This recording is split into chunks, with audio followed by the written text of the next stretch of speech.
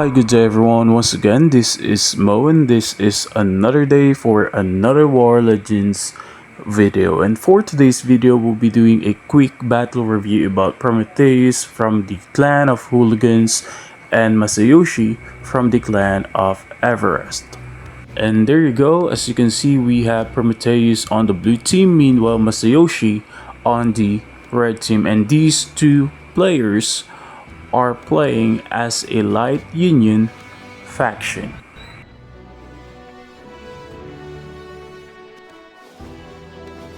Give me the job.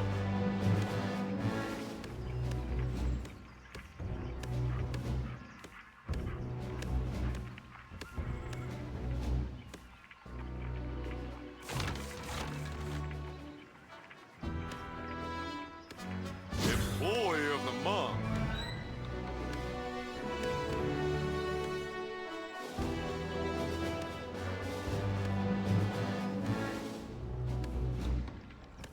And there you go, you can see that Masayoshi already started moving out from his base using this one worker.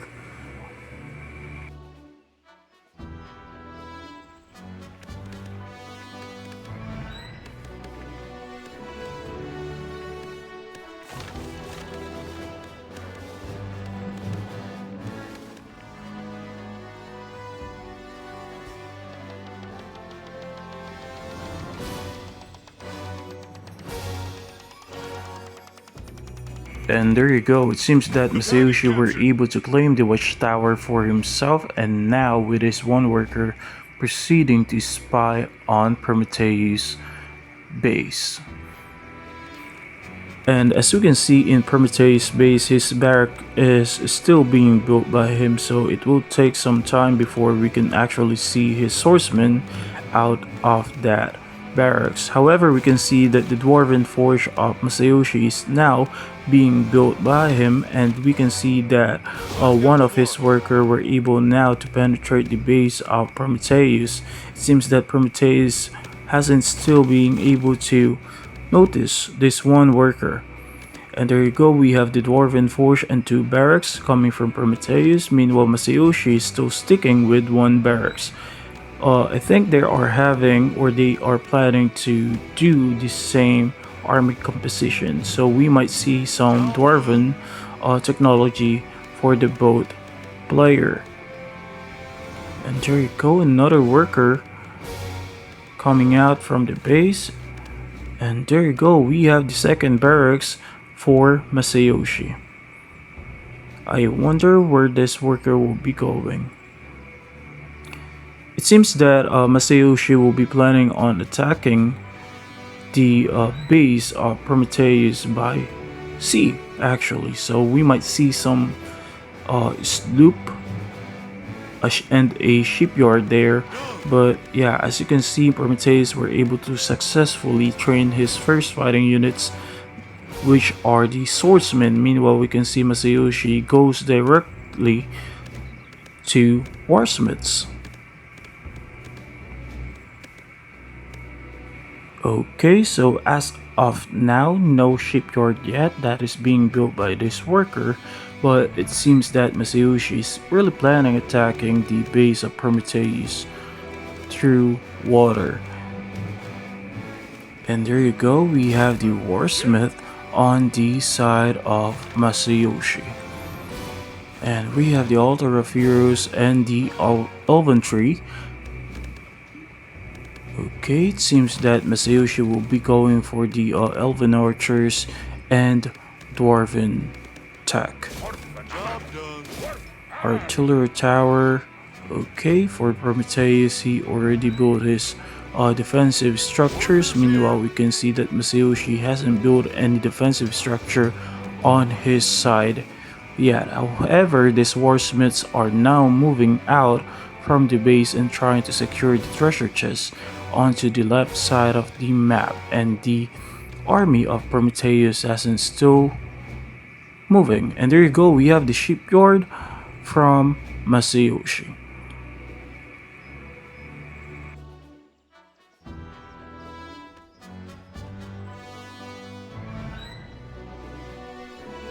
And there you go, we have now a movement coming from Prometheus as of the moment trying to secure the treasure chest on the right side of the map. However, some of his army are now moving towards the Masayoshi's units. So it seems that Prometheus is planning to steal one of the treasure chests of Masayoshi.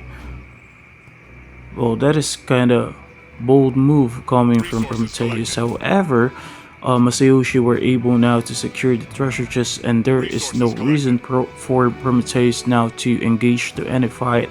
However, Masayoshi will not back down and now moving towards to the army of Prometheus, and now Prometheus is retreating, and now these both two players are now retreating. And there you go, it seems that Prometheus will be trying to claim the watchtower here, and Masayoshi will be losing his vision on that part of the map. And there you go, we have Muriel on the side of Masayoshi. However, we can see that Prometheus didn't go to Gilbert. However, he did go for Baron for extra firepower. And we can also notice that some of the units now being trained on the side of Prometheus are knights. And I think these units are really good counter for Muriel, since these warsmiths and swordsmen are not really good when it comes to chasing the cavalry units of Masayoshi, which is a hero by the way. So as you can see right now, we have a minimal fight going on between the humans and the rat folk. It seems that Prometheus is planning on doing an expansion of his base. And if you are going to take a look on the map, you can see a massive movements coming from Masayoshi's army, and it seems that Masayoshi is trying to go where Prometheus is planning to build his expansion. And there you go, we have a fight broke out right here. We have the knights arrive the battlefield and trying to fight the two warsmiths of Masayoshi. And now we have the reinforcement of 4 warsmiths coming from Masayoshi's side. And there you go, we have Baron trying to do free hit. However, we can see that Muriel of Masayoshi is trying to do a free hit too. And there you go, we have Baron were able to escape Muriel, and he was able to use his barrage, but unfortunately there is no one there. And now these 3 warsmen were able to survive that barrage. However, this one worker also were able to survive any attack. We can see that Baron were able to take some damage, a lot of damage from Masayoshi's army. And now you can see that the army of Prometheus is now falling back to his base. However, it seems that Masayoshi wasn't or would not like to take some risk and would like to gather his army first before going on a siege. And if you're going to notice on the map on the upper right corner, you can see that the shipyard is already built, and now there are 2 sloops that are ready to be deployed on the base of Prometheus as of the moment. And there you go, we have the army of Prometheus. He was able to book or to gather some army or units on his side again and trying to check the expansion area. But you can see that the worker of Masayoshi is hiding onto the corner or to the lower left corner of the map. And there you go, we have a movement coming from Masayoshi on the land, at the same time on the water side of the map. And there you go, we have Muriel leading the attack, trying to check if there are enemies in the base of Prometheus right there. However, Prometheus is busy on taking down or claiming the manual. At least he was able to successfully claim the manual on his side. And there you go, we have the warsmith coming from Masayoshi. And actually, I don't see any elven archer on the side of Masayoshi. I think he is just utilizing the elven tree for his hero, which is Muriel. But yeah, as you can see, he's going for an all-out warsmith. However, Prometheus is going for a mixed race, elven, dwarves, and human.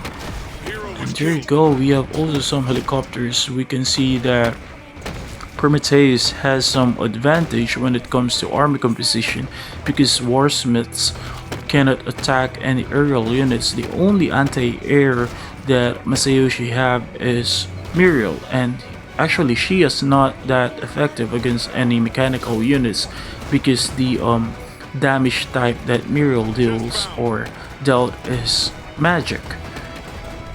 And there you go, we have the sloop of Masayoshi. We're able to take down some of the workers of Prometheus. And there you go, we have Baron trying to take down the sloop. And there you go, we have one sloop taken down by the Baron of Prometheus. But I don't think that this kind of defense is enough. And there you go, we have one artillery tower we're able to successfully build by Masayoshi in the base of Prometheus. And now we can tell the resources or the economy of Prometheus is really crippled as of the moment because that one worker who were been there actually since the beginning of this battle that Prometheus failed to notice did backfire against him. And you can see the two sloops were able to survive that Baron attack and now trying to take down some of the workers of Prometheus.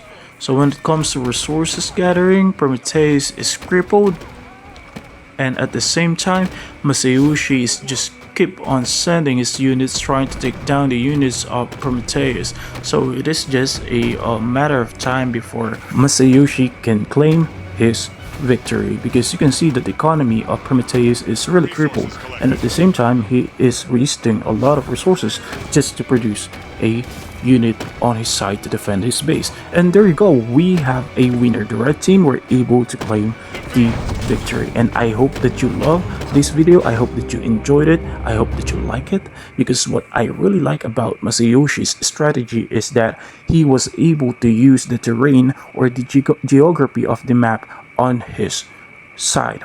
He was able to attack his opponent in a way that it is not expected, because whenever I'm playing in this map, I never actually think of going for a shipyard. Well, honestly, I don't like playing any naval fights, that's why. But what I can see, what I can say about Masayoshi, he did play well on this map. He did use the layout of the map on his advantage. He was able to dominate the map using his Muriel, using his Warsmith, and then on the latter part of the game, he was able to transition from Warsmith to Elven archers and helicopters. So I hope that you really enjoyed the video, because I do, and I hope that you can share it to your friends and subscribe to my channel. And that is the end of the video, and I hope I can see you on to the next Battlefields Legendary Commanders. Bye for now.